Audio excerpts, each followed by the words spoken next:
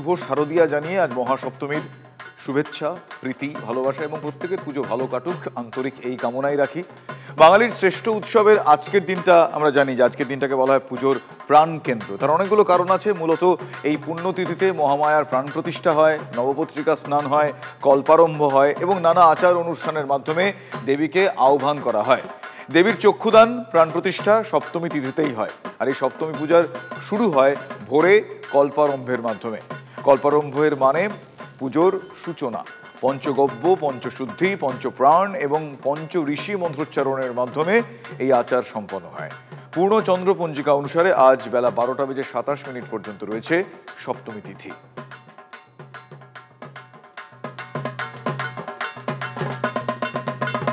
আর এই সপ্তমীর অন্যতম প্রধান আচার আমরা জানি নবপত্রিকা স্নান। সূর্য ওঠার আগে নদী, পুকুর বা জলাশয় থেকে 9টি আলাদা আলাদা গাছের পাতা সংগ্রহ করা হয়। কি কি সেই গাছ?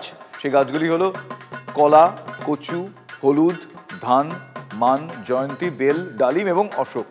এই 9টি পাতাকে একসঙ্গে বেঁধে দুর্গার সঙ্গে প্রতীকীভাবে গণেশের পত্নী রূপে পূজা করা হয়। আর এই নবপত্রিকাকে কলাবউ নামেও ডাকা হয়। নবপত্রিকাকে গঙ্গা বা পুকুরের জলে স্নান করিয়ে নতুন বস্ত্র পরিয়ে শোভাযাত্রার মাধ্যমে মণ্ডপে নিয়ে আসা হয়, যা স্থাপন করা হয় মা দুর্গার ডান দিকে। নবপত্রিকা মণ্ডপে আনার পর দেবীকে মহাস্নান করানো হয়। এরপর বাকি দিনগুলোতে নবপত্রিকা বাকি দেবদেবীর সঙ্গেই পূজিত হয়।